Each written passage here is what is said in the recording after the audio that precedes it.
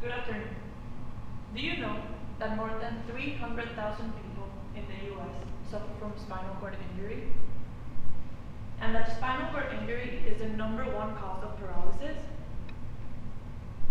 Today, I'm here to tell you that we're walking towards a new reality and helping those with spinal cord injury regain some function.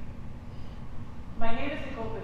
I'm a PhD biomedical engineer student working over at the Veit-Biomedical on an innovative intervention that can help those with spinal cord injury have improvement in their rehabilitation and walking. But first of all, let me tell you what a spinal cord injury is. A spinal cord injury happens when there's trauma to the spinal column and the nerves that are very essential for your brain to communicate to the rest of your body get damaged. The levels of severity depend on many things. One of them is the site in the spinal cord. Usually, the higher up, the more cascade effects it has, and the more severe. The next one is if the injury is complete or incomplete. Most injuries nowadays are incomplete, meaning that there's some residual pathways or nerves that can still reach the rest of the body, but the movements are not quite the same as before. So this is why you see some people with spinal cord injury having some residual movement, but it's obviously not the same. I also want to point out that paralysis is not the only effect of spinal cord injury. There are other consequences such as bladder control, bowel control, sexual function, cardiovascular and respiratory issues, as well as sensation, loss of sensation. Now, for the purposes of my research, I'm going to focus on paralysis, but I just want to let you know that the therapy that I'm going to present to you today is also addressing these issues on other parts of the world. Now, before I tell you what the therapy is, I'm going to show you what it can do. It is called spinal cord stimulation.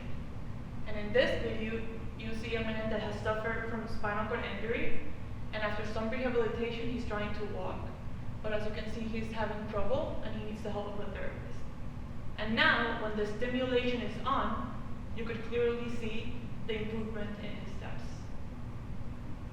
So you're probably wondering, how does this work? What does it do? So, spinal cord stimulation, as the word says, is stimulating or delivering electrical current to the spinal cord. And the purpose is to increase the diminished signal that happens after an injury.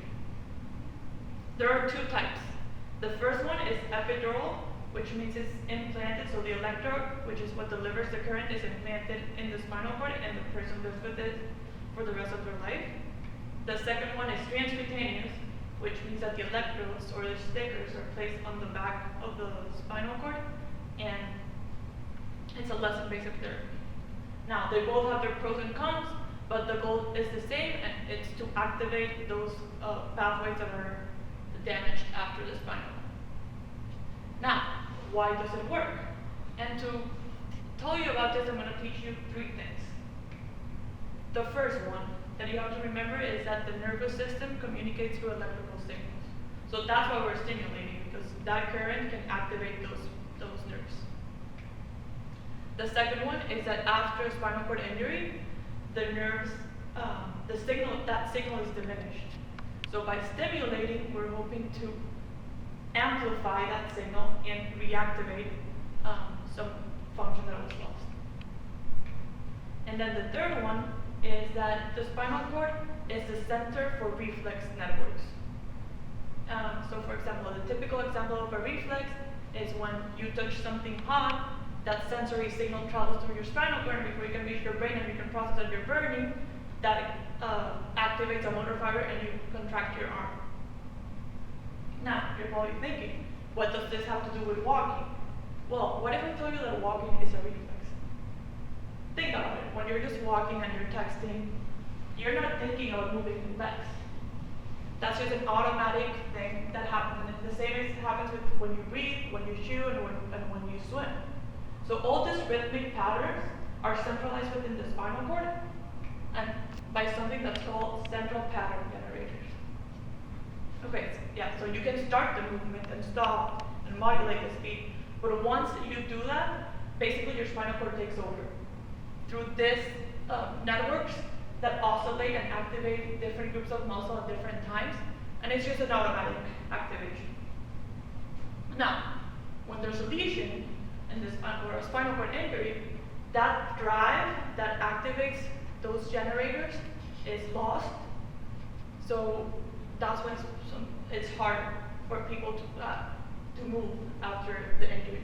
Now, if we could stimulate below the lesion where the central pattern generators are, we can induce the movement and the rhythmic movement that stepping and walking has.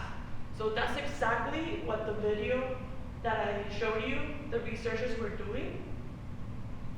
And it's been a promising thing in the field right now because it's very recent. That video was from 2018.